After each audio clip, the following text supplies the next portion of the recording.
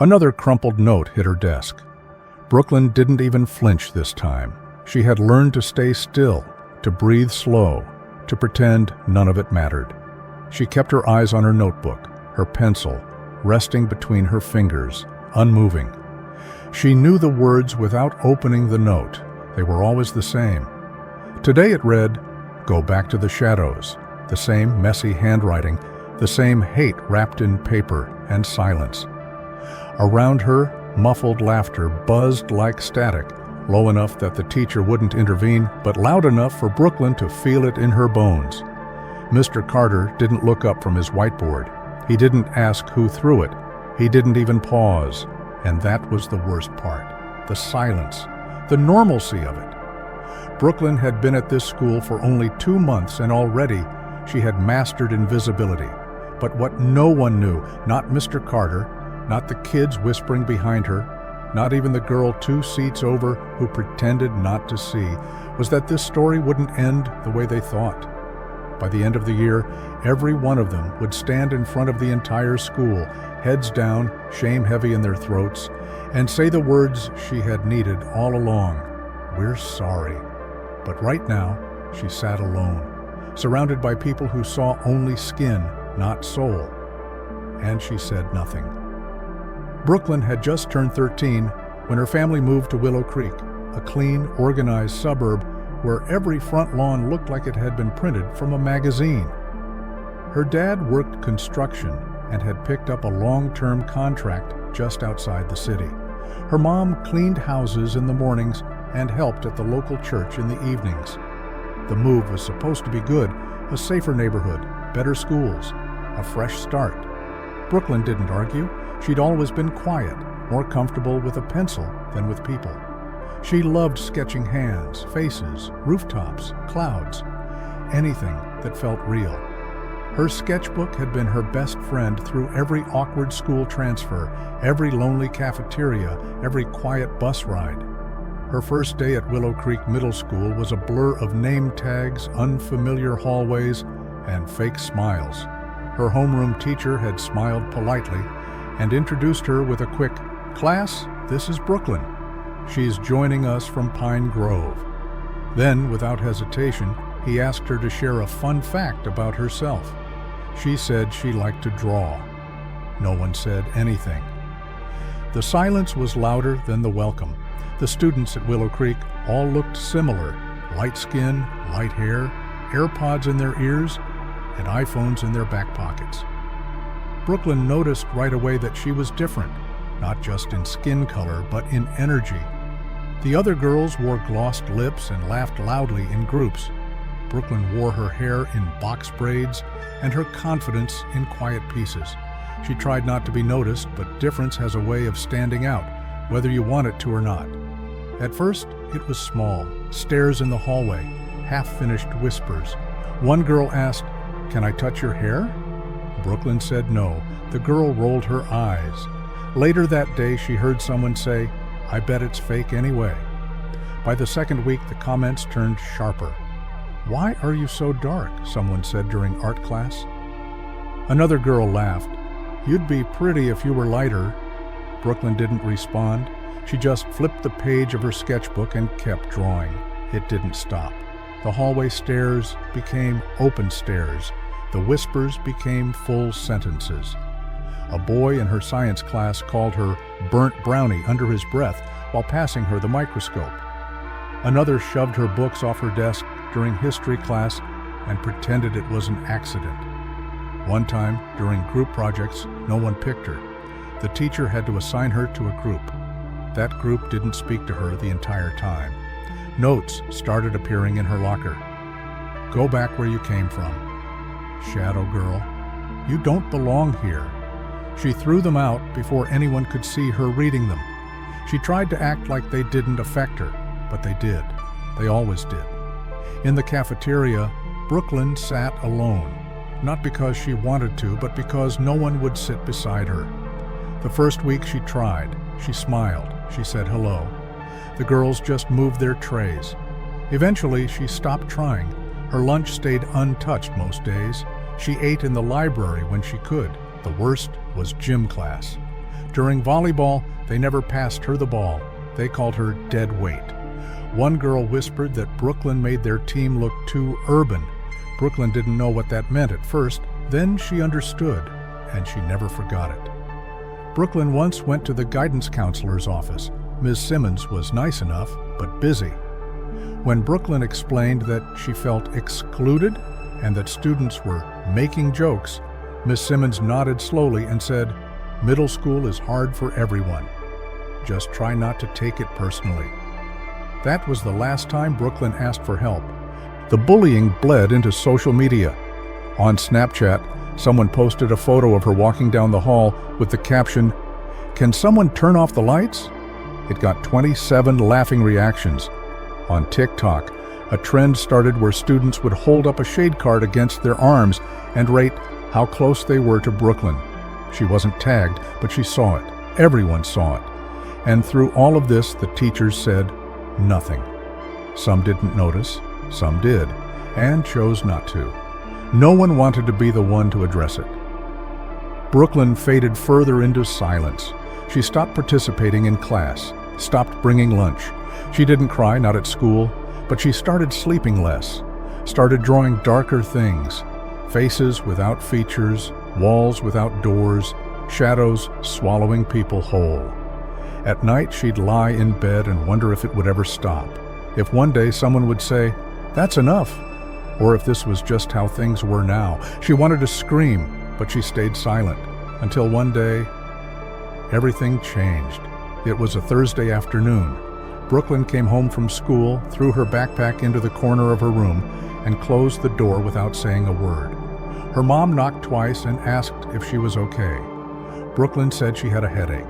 It wasn't a lie, but not the kind her mom could fix. She stared at her ceiling for a long time, replaying every whisper, every laugh, every note. Something in her chest felt like it was breaking open, not loudly, but slow, quiet, steady. She curled under her blanket and let the tears come. She didn't try to stop them this time. That night, her older cousin Jada came over to drop off a package. She had just started college nearby and swung by to say hi. She found Brooklyn in the kitchen, eyes red, barely speaking. Jada didn't ask at first, she just sat with her. After a while, she softly said, "Middle school's rough, huh?" Brooklyn nodded. "It's not just school," she whispered. "It's me." "What do you mean?" "They look at me like I'm wrong, like I'm dirty, like I shouldn't be there." Jada leaned forward. "That's not you. That's them. And yeah, I've been there. College ain't all perfect either.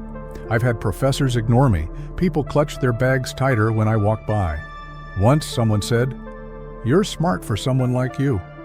You know what that means? We both do." Brooklyn looked up for the first time. "They'll try to make you smaller so they feel bigger," Jada said. "But your worth isn't up for debate." That night, Brooklyn couldn't sleep. She picked up her old sketchbook, almost untouched since the move, and flipped to a blank page. Her hand moved on its own. She drew herself walking in a crowded hallway. The people around her had faces, color, light. But she was hollow, gray, barely visible, her outline fading. At the top, she wrote, "Invisible in plain sight." She stared at it for a long time. Then she snapped a photo and posted it on her private art Instagram with the caption, "Ever felt like this?" She didn't expect anything, but by morning, the post had over 8,000 likes. Hundreds of comments poured in. "This is me in school every day. Thank you for saying what I couldn't. Art like this heals. I don't know who you are, but this made me cry." People started resharing it with the hashtag #SeeUsToo. Local artists reposted it. Students from other schools sent messages of support. Teachers, activists, and even a few celebrities commented. Her DMs were flooded. Then came the email. A student-led group from a nearby high school reached out. They were planning a youth equity event and wanted her to speak. "Your art started a conversation we should have had a long time ago," the message said. Brooklyn stared at the screen. Speak? Her? The girl who barely said 2 words at lunch? She almost deleted the email, but something inside her said no. Maybe this was her moment, not to yell, not to fight, but to be heard. 2 weeks later, her own school announced an assembly. The principal said it was to address recent discussions around inclusion and identity. Brooklyn's Instagram post had made its way through the district, and now they wanted her to speak. She didn't sleep the night before. The gym was packed. Folding chairs lined the floor, teachers, students, parents. Her bullies were there too, front and center. Some whispered, some looked down. When they called her name, Brooklyn walked up to the microphone. Her heart pounded, but her hands were steady. She unfolded a piece of paper. It wasn't a speech, it was a poem, a reflection of her pain, her growth, and her truth. They laughed when I walked by, called me names I don't repeat, said my skin was too much, that I made their hallway less neat. But I am not the shadow you fear. I am the light you ignore. And every name you whispered only made me louder than before. The gym was silent. You said I didn't belong, but I never asked for permission. I brought art to the void and turned pain into vision. I'm not your joke, not your project, not your shame. My name is Brooklyn, and I'm not sorry for my name. When she finished, there was no sound, just stillness. Then, slowly, a clap, then another, and another, until the entire gym was standing, clapping, cheering, crying. One teacher wiped her eyes. Even a few students who had once mocked her couldn't lift their heads. Brooklyn didn't smile for the applause. She didn't cry either. She just stood tall, seen, heard, and unshaken. The next day at school, everything felt different. The air was heavier, quieter. Brooklyn walked through the hallway and students actually moved aside. Some looked at her and nodded. Others looked away, unsure of what to say. But the silence no longer felt empty. It felt like awareness. That morning, the principal called for a full school assembly. Students filed into the gym again, this time not for a performance or a celebration, but for accountability. Principal Reynolds took the microphone. His voice didn't have its usual energy. It was steady, but low. I've been a school administrator for over 20 years, he said, and I've always believed in protecting every student. But I need to admit something difficult today. We failed Brooklyn. We failed her by staying silent, by not listening, by not seeing. The room was still. He paused, then continued. What happened to her? What many of you witnessed or worse participated in was not just bullying, it was racism, and that has no place here, not in this school, not in any school. Murmurs spread through the crowd.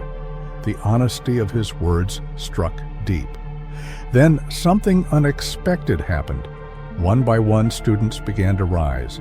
A girl from Brooklyn's history class stood and walked to the front. She held the microphone with trembling hands. I laughed when others made jokes, she said. I never stood up, and I'm sorry. Then a boy from her gym class stepped forward. I made fun of her. I said things that I thought were jokes, but I know they weren't. I hurt her, and I regret it. A third student followed, then a fourth. Some cried, some simply said, I'm sorry. Some just stood beside Brooklyn in quiet solidarity. Brooklyn didn't speak right away. She let them come. She let them feel what she had carried for so long. When the last student stepped back, Principal Reynolds returned to the mic. Today we start something new, a student-led Diversity and Respect Council, a space where your voices matter, where inclusion is the rule, not the exception. And we would like Brooklyn to lead it. Gasps whispered through the gym. Brooklyn blinked. All eyes turned to her. She didn't rush her answer. She looked at the students, some afraid, some hopeful, some ashamed. She walked forward, calm and tall. I'll do it, she said, but not because I want power, because I want change. And in that moment, her quiet became strength. Months passed. Brooklyn became a name people respected, not because she shouted, but because she stood. The Diversity Council grew fast. Students from every background joined: Latino, Black, Asian, white, mixed. It wasn't perfect, but it was growing, and that meant something. Her art? It didn't stay hidden in a sketchbook anymore. That spring, during the school's annual art show, Brooklyn's sketch, Invisible in Plain Sight, was displayed on a large canvas at the entrance of the gym. Hundreds of parents, students, and teachers walked past it. Some stopped and stared, some took pictures, some just stood still. The caption beneath it read, "They tried to erase me, but I became a mirror they couldn't avoid." Brooklyn stood by her work, not for attention, but for proof. Proof that pain doesn't get to win. Proof that silence can be turned into something powerful. And that sometimes one girl's courage is enough to change an entire school. True worth lies not in appearances, but in actions. Like Brooklyn, we all risk letting bias blind us, judging others by what they wear, how they speak, or the color of their skin. But respect and kindness are choices we can make every single day. We can transform strangers into allies. We can turn silence into strength. Apply this in your life. Treat everyone with dignity, no matter who they seem to be. Thanks for joining us on this incredible journey. Drop a comment below. What part of Brooklyn's story hit you the hardest? Don't forget to like, subscribe, and hit the bell for more inspiring stories.